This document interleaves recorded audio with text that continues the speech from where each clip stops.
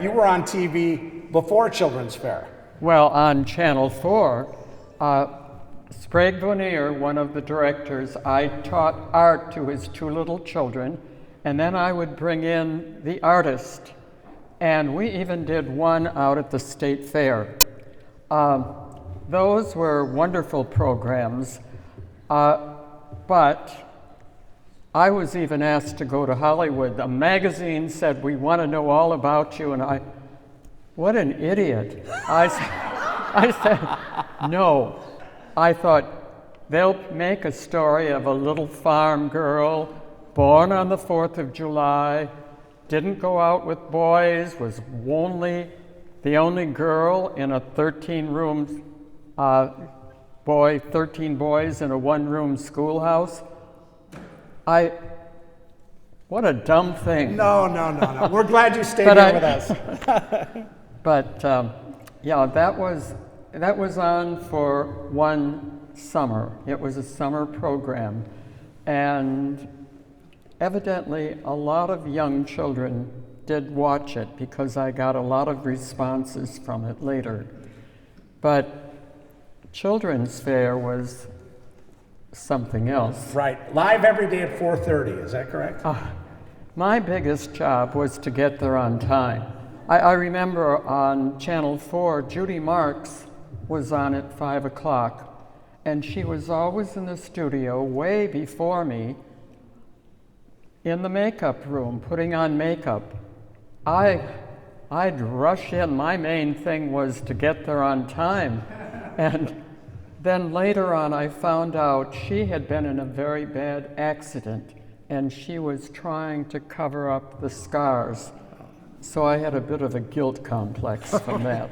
Wasn't your fault. No, No, right. no. So who approached you about Children's Fair?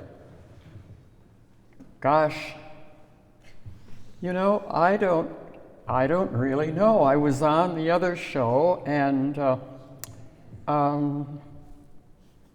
I don't know. I just I appeared. Right, and so when they approached you, was it to teach art and also to be the storybook princess? Well, both. I mean, Wayne Grattan, I found a script that we had, and the old magazine. Actually, I loved the storytelling. I loved living up in a castle and telling stories to children. And the craft show, children actually made things and sent them in. And I remember one day I was cutting a heart, and I really meant to cut it out, fold the paper and cut half of it and have it. Well, it didn't work that way. I cut it the wrong edges. But I used that, and from that point on, I purposely make mistakes so that children would know they could make a mistake. That's how you learn. Then you do it another way. But I don't know if he's showing the story princess told a story, and they were taping it, of finding the star. Everyone looked for the star all over, couldn't find it. And the end of it was, I cut the apple in half, and there should have been a 5-pointed star. What did I do? I cut the apple the wrong way. And I looked at it. Now, when you're doing live television, you can't go back. That's what you're doing. So I held it together, and I cut it again, and I held these 4 pieces, so I had the star. That's great. But that's the sort of crazy thing that happens. I do want to talk about Wayne Grattan. Unfortunately, we lost Wayne, and a friend of his, Timothy Hancock, saved those puppets there and put them in that plexiglass case. Beauregard Boo Boo on the right, and Brownie Bear, who would draw and would also show the art of. I sent a picture in too, and was so excited to see my drawing on there. But what was Wayne like? Wayne was marvelous, a genius. These two fellows were geniuses. They did everything. And Guy Morrison, who was an engineer who directed all of these young students at Channel 10 that went on to fame and fortune. I went to his funeral about 3 months ago, and I'm so sorry he wasn't here because he did so much for Channel 10. And in fact, when pioneers of children's television, I missed it. I got a call from them. You know, they said, "Miss Chris, we want to interview you. You're one of the pioneers of children's television." I thought, geez, I'm old, but I didn't know I was a pioneer. But that was just when the flood went through Shorewood. And what did I say to him? I said, gosh, I'm flattered and I'd love to, but my basement is in my backyard and I can't do anything until next month. You don't tell Thane, wait for me. They did the show, but I met him later and he said, we missed it. You were one of the pioneers. But I looked at the other shows of selling things. I was so, I wouldn't say pure, but I was stuck. I was approached to be, who was the gal who had the mirror on the wall? Romper Room, yes. Romper Room. I was asked to be hostess of that. I refused. I said, kids watching me, believe me. And I am not going to sell junk food to them because they'll buy it.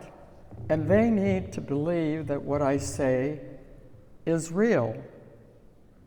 Well, I learned a couple of lessons. When I was teaching at the Art Center, I told my students, I don't know why, but I had a little mouse, Elmer the mouse, a wooden, the leather tail. And if I forgot to bring the graham crackers or if I forgot something on the show, that mouse, he's gone, eaten them again. Well, I told the children, I met a father, and he said, Miss Chris, we love you, but I hated you one Sunday morning. I said, why? He said, my 6-year-old son made me go to the Art Center, and because you said that at 8 o'clock in the morning, the bubbler had chocolate malted milk, and Elmer went down there. Thank goodness they were closed that morning. But Now I want to ask you a favor, if you want to do it. In the car on the way here, you opened up an old script and you sang the song, and if you wouldn't mind doing it, I think people would love it here. I'll hang on to this until you're ready. But Ms. Chris was saying that there were scripts, but oftentimes they just went off on their own. well, usually, but you see how I'm sitting here? Normally, when we were doing live TV, I would be sitting here and I'd have my shoes off. Growing up on the farm, I went barefoot and I'd curl my toes around, and one day when I was sitting there, Miss Chris, whose shoes are these? My shoes appeared over my shoulder, boo-boo, and then they zeroed down to my feet. Now, when you're live, you just have to go with the flow. And the same happened when Science, what was his name, the guy from the museum? Oh, Lee Weister? Yeah. He brought this beautiful horn of plenty. Miss Chris, tell me, what do you think this is? I knew what it was.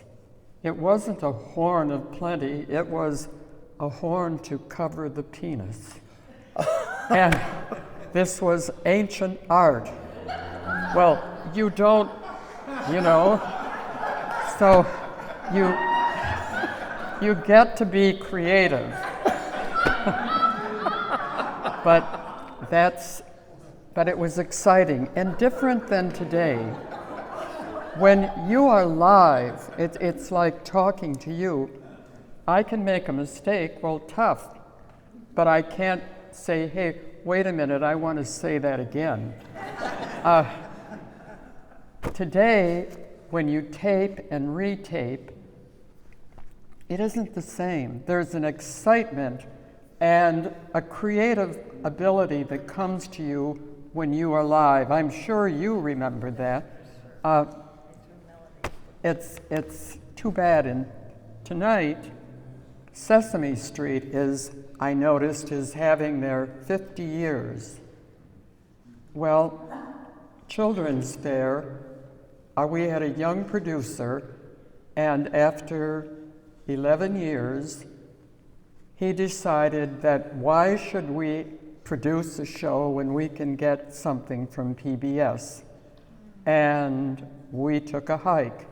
Well, we all really were people doing other things. I was, first of all, a teacher, remained a teacher for 60 years.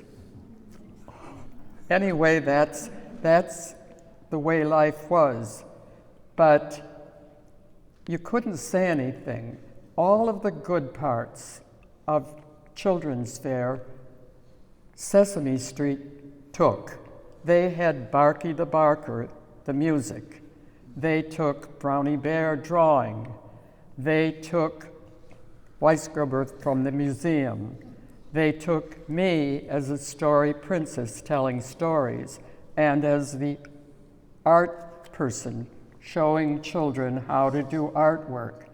All of these units they took. We were just getting national recognition and awards for it, but none of us were willing to fight to keep it on because it wasn't. We were doing this as an extra that we felt was important.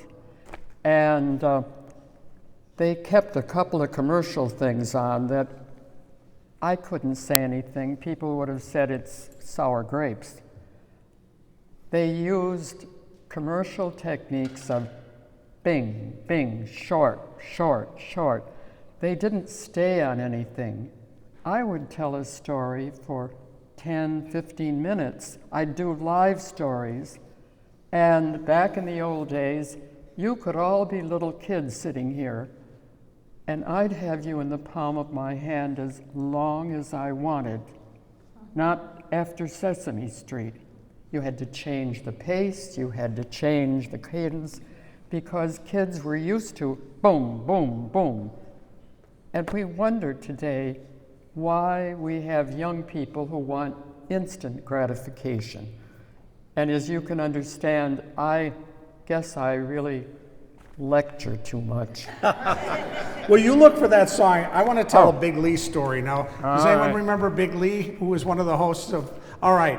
So Big Lee is on the far left there. He's got that cane in his hand. Wouldn't you like to look at my double braids? Oh, you had double braids. That's you.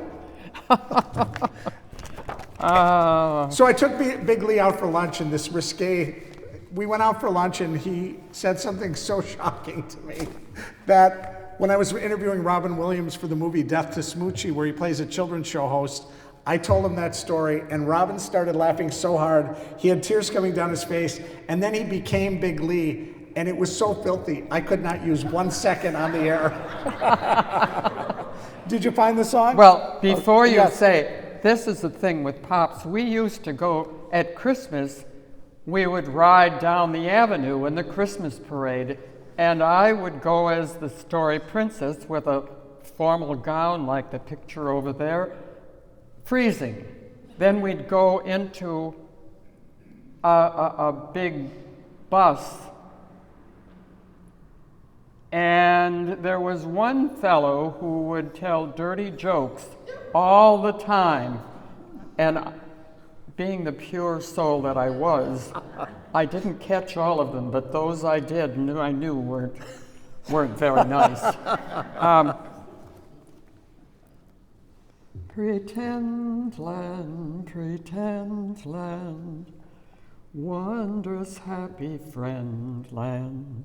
When you step within it, you will ever happy be. Join in, join in. Come and enter in it. Join us in this journey. You will ever merry be. And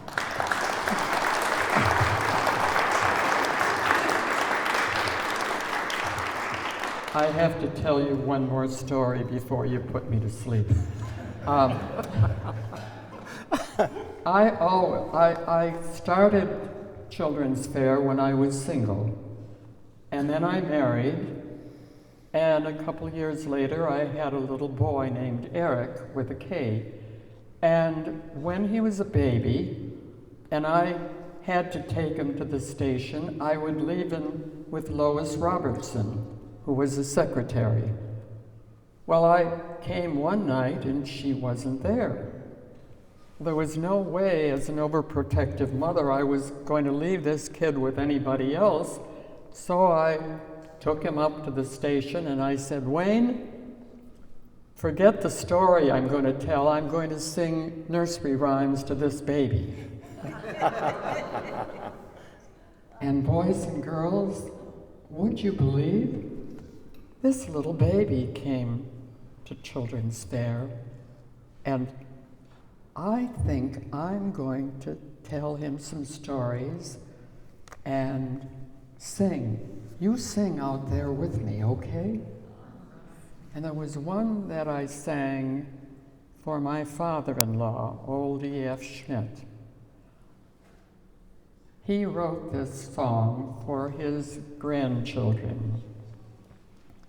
Pretty moon shining bright in the high sky. Pretty stars sparkling bright in the high sky. Pretty clouds drifting by in the high sky. Pretty moon, pretty stars, pretty clouds. And about that time, Eric started noodling. It was time to nurse him, and here he was, and I said, oh, you know, this little guy, I think he wants to go back home. So, bye, boys and girls.